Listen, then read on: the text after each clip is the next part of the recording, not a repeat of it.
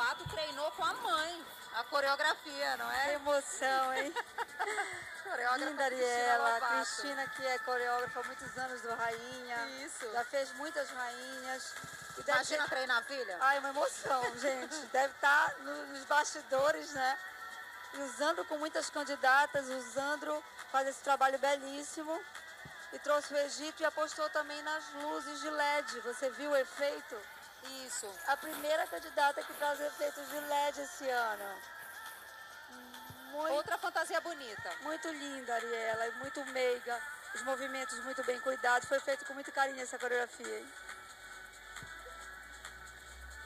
Sentiu amor nessa relação aí de coreógrafa e de candidata. Agora que deve ser uma responsabilidade para a filha. Eu já fiz algumas também. coreografias para minha filha, viu? E ela já dançou coreografias minhas. Não sei se isso é bom ou ruim, Ana. Ai, vou te confessar. Não, é verdade. É uma responsabilidade, bate aquela emoção grande. Mas olha que linda. Tá tranquila, né? Tá, segura. Tá tranquila, assim. Tá Cabeça curtindo muito o momento. Trouxe os elementos na medida certa, muito seguro.